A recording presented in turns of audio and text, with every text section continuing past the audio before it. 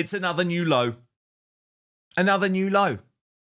Just when I thought it couldn't get any worse this week, Meghan Markle has only gone to People magazine to brief against her own husband. All right, let's dig into this one because, wow, Meghan Markle's little exclusive with People magazine has sent Royal Watchers, critics, and even Harry's remaining defenders into meltdown. This isn't just another PR puff piece. No, this feels like Meghan quietly, but very deliberately. Yes, that's right.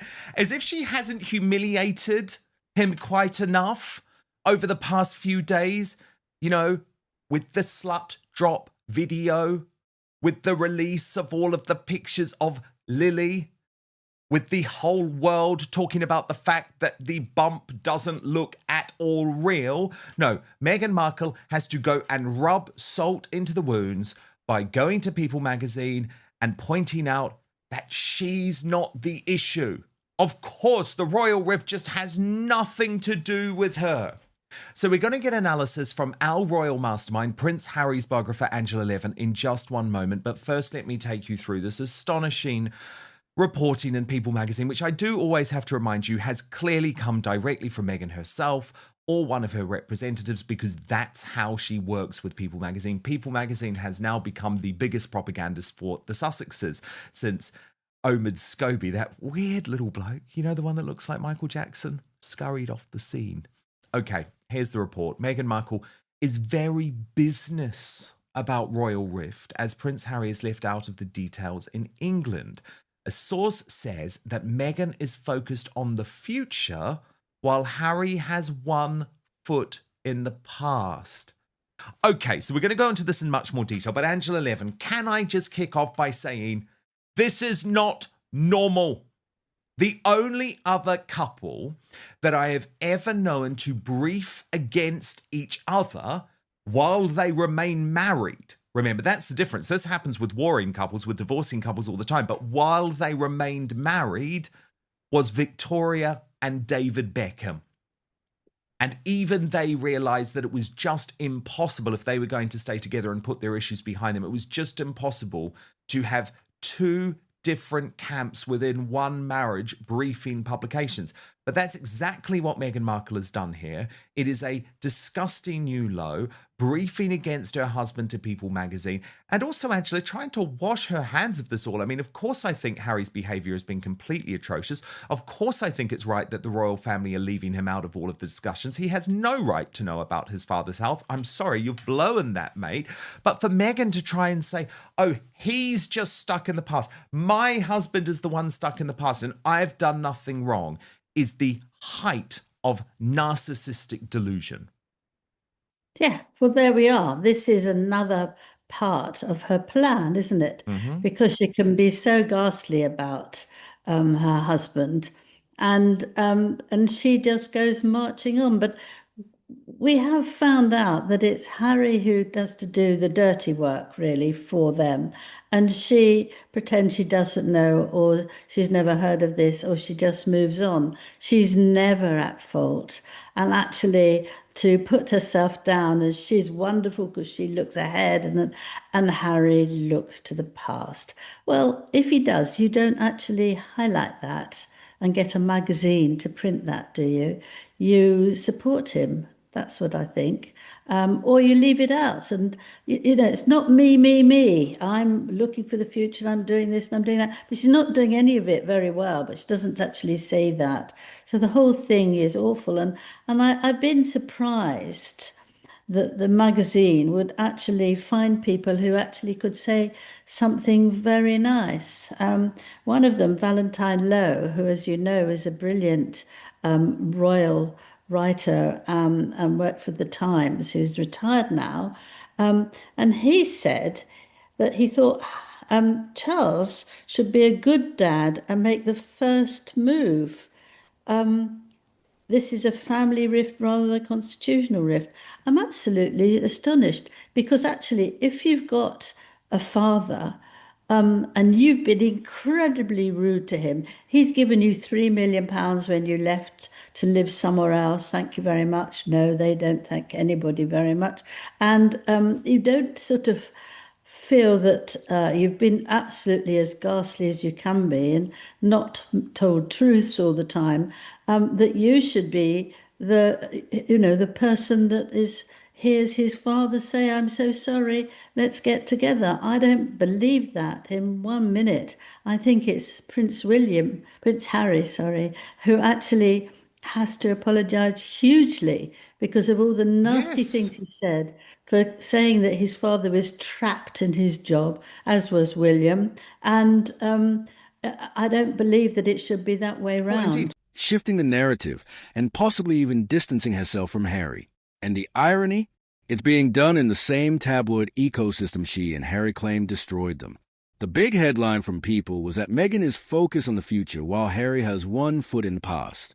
And not to mention the fact that he revealed the details of just how bad his father's cancer was in that BBC interview. But look, let's get on, Yeah. Angela, and we can analyze as we go to this specific reporting from People, which write Meghan Markle and Prince Harry are united in their support of each other, but they view the deep divide with the royal family from different perspectives. A source close to the couple tells People they're aware of everything going on in England, but they're being left out of the details. There's clearly no trust. Meghan, who is focused on the future, while Harry has one foot in the past, is very business about it, the source says. Now, Angela, of course, Meghan is very business about it because this isn't her family. She always hated them. She never had any intention to make it work. And we know that she doesn't even give a damn about her own flesh and blood. So why is she going to care about Harry's? It's very easy for her to be businesslike about it now that she has Yes. isolated Harry from his relatives. Yeah. Of course. I mean, it's absurd to think that anybody in a marriage feels the same passion for their other person's family as the person does themselves. If you marry, you've had a parent who's gone along with you for so long, and the other half, come up and start in a very different way. And if you like them or you don't like them, you respect for them, but you can't expect Harry to take the responsibility for all that. I think it's just ridiculous. If he wants to know all the detail, if they're moaning about all the detail, then actually they can stop telling lies and they should stop saying anything about the royal family, not saying, "I don't know how much longer he's going to live," not saying that, "Oh, he told William and I that he won't have long, and can we please be nice?" That was when Prince Philip died.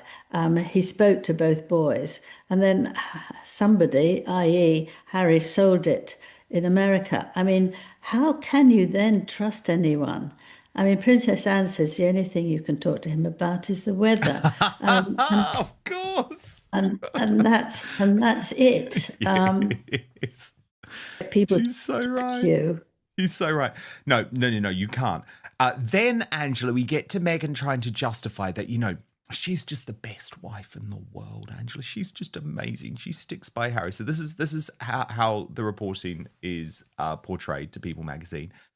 Through it all, Meghan stands firmly by Harry's side, supporting him through his ongoing lawsuits and the painful rift with his family. But an insider says Meghan wishes her husband could feel less burdened by the past and more present in the life they've built together. The rift between Prince Harry and his father, King Charles, is 5 years deep and remains one of the most painful fractures in Charles's reign. Amid the King's cancer diagnosis and Harry's increasingly candid public pleas, the silence between them speaks volumes. Now, Angela, this to me is a very significant line because I believe this is Meghan Markle admitting that the marriage is in trouble. Because as soon as she says she wishes her husband could feel less burdened by the past and more present in the life they've built together, suggests that's not a happy life, Angela. But again, what's so fascinating is she's not looking at herself in any way and thinking, maybe I haven't been the best wife, maybe I'm not putting a life together that Harry's happy with. She says, no, it's just because he's so focused on the past and so focused on his life in Britain. But again, very significant to me because it is Meghan Markle admitting what we have reported for a long time. This is not a happy couple. So what does all of this add up to? Honestly, it feels like a slow-motion breakup. Not necessarily a divorce tomorrow, but a calculated separation of identities. Meghan is moving toward a future where she stands alone, a lifestyle guru, a brand builder, maybe even a political player. Harry is stuck in the past, literally and figuratively. Yes, that's right. But the other thing we need to remember to actually make nonsense of what she's saying is that she's the one who's so furious with the royal family. She's the one who wants a reparation. She's the one who wanted to be paid for any place that she went to visit and had to talk to people and all that. Remember in Australia, she was furious that she wasn't given any money, and she was nagging at Harry to say that we do need money. We can't do these jobs without money. So he had to go and tell his father, and she keeps on at him, so he keeps on at his father. But it's very easy for her to pretend that she's not being nasty, that she's actually going far ahead in the future, except that she does talk about the past far too much. She complains about things about her own life, and she's talking about 100 years ago when women shouldn't have money now, shouldn't be good workers. Well, that goes back to a whole 100 years ago that women couldn't work. I mean, so she's not actually in the light at the moment or even in the future, because she's behind things as well. And I think she goes on and on. She's a nagger, isn't she? She just keeps on about these things. Oh, yes. And Harry tries to do it, but nothing ever satisfies her. She's one of those women who's never satisfied, and she hasn't been, and I don't think she ever will be. It's very hard for her to say, I've done well, and now, let me help Harry. She doesn't do that. It's me, me, me, me, me, and going along and all that sort of stuff. The way she hangs on to him, that's not standing by his side, isn't it? That's making sure he doesn't move anywhere. She doesn't like any of that. And actually, how you can say that and then tell him to go off and not come back for several weeks, as she's now doing, standing by his side. She's it's not funny, actually. It's awful. But she doesn't actually realize that what she says about a lot of things, she's doing things in the same way. But And it actually, is funny how delusional she is, actually. I mean, it is funny, I think, because she's just so nuts. I mean, you sometimes have to. I mean, you have to. I mean, I'm sorry. Let's look at the video again. Come on. Let's just look. How can you not laugh at that? I mean, she's a total mess and embarrassment. If you wouldn't laugh at this, you'd cry. Yeah, well, there's a sort of sadness that goes with it, but in fact, you see it all the time, and that is just turns my stomach. That's my stomach. But let's laugh. I say let's laugh. I mean, look. What's interesting about this People cover article, though, Angela, is it then does dig in a little bit into what's actually going on within the royal family. And they write that insiders say that the king isn't surrounded by voices encouraging reconciliation with Prince Harry. They write Prince William has shown no interest in extending an olive branch, while Queen Camilla, sharply criticised in Spare, quote, stays out of it. That's according to a source. Even senior aides, including Clive Alderton, who was also named in Harry's memoir, are unlikely to encourage outreach. So is that your understanding, Angela, that effectively Camilla's just like, I'm out of this, I'm not Well, into if this? you remember, GB News had a thing where they said that Camilla was wearing a dress that she wore for their wedding. And that's a big sign, a big, big sign that they should come back. And it was trying to make them feel happy about that. And if you remember, I said to you, that's absolute nonsense, although I said it with a more powerful word. She, from the right start, she loved the boys, she liked them very much, but she didn't feel it was her duty to do anything about them. It was the king's duty to do that. And she's actually not somebody who interferes in other people's marriages, certainly not her husband, who she adores, and she might listen to what he says about things if he wants to ask her about the children, but she won't take any line. She just doesn't. It's not her way of doing things. She doesn't want to do that. She doesn't feel it's her business. She thinks the king has got a lot to do, and it's up to him how he deals with it.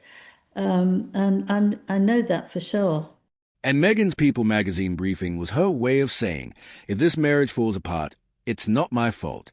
It's because Harry couldn't let go of the past. That's a line she's planting now. And when you look back in a year or two, this article will be the smoking gun. This isn't just about one magazine interview. This is about a bigger pattern.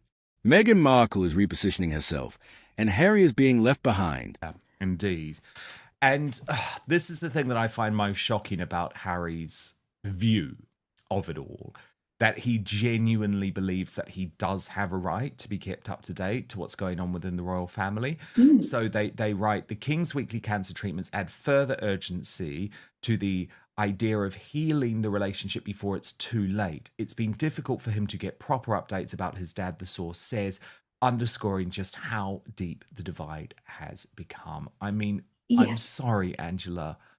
This is what makes me mad. It's like, Harry, there are consequences to your actions. Grow up, mate. You're an adult. Every single person told you before the publication of Spare, if you go for Camilla and you go for Catherine, the Princess of Wales, that's it with your father and brother. There is no way back after that. What did he do, Angela? Totally ignored those warnings, went for Camilla in the book, went for Catherine in the book. I'm sorry. You're now reaping what you sowed. Yeah, it's obvious actually, because both men really love their wives. Yes. And actually, if you get hurt, the man perhaps, you don't feel it nearly as bad as if they hurt your wife. Because that you can't stand, because they know it's been difficult becoming into the lives of a royal family. They care about them a lot, and it's their brother who's making this terrible statements and nastiness.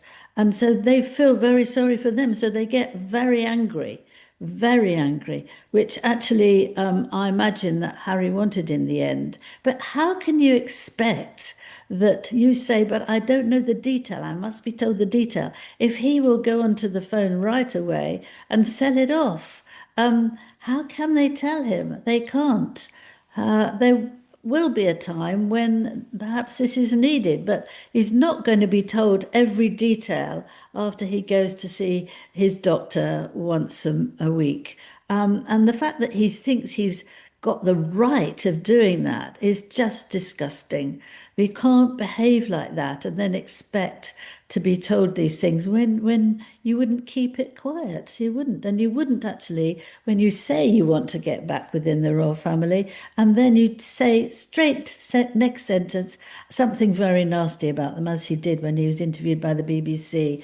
And then so the whole thing goes out the window. You can't do that. You have to hold on to your the way that you feel that people should be. And in any case, I mean, King Charles is doing absolutely amazingly with his illness. But if he has somebody in there shouting at him, I want to know the details, shouting at him, why don't you give me more money? Shouting at him, why don't you apologize to Meghan? She's the most wonderful girl you could ever meet. Woman rather than girl, it will make him not feel very well, and that's not a very good idea. He has to be calm. He has to be in positive situations, which happened in Canada. It was wonderful. He enjoyed it, even though he was very tired at the end because it was only 24 hours and they did masses. But, it was worth it because he felt very happy. And if you take your mind off something like that, it's a very good idea. But you're not going to wait for one of your children to come to you and tell you what you have to do.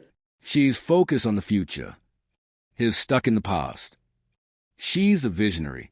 He's the dead weight. That's a narrative being built. And once that seed is planted, it's very hard to undo. The tragedy? They left the royals claiming they wanted privacy, peace, and unity. And now, 5 years later, they're more fractured than ever. from the royal family, from each other, and even from the brand they built together. If this is the beginning of the end, Meghan's just made sure the public knows who to blame. And for Harry, that's the ultimate humiliation, to be betrayed not by his family this time, but by his wife.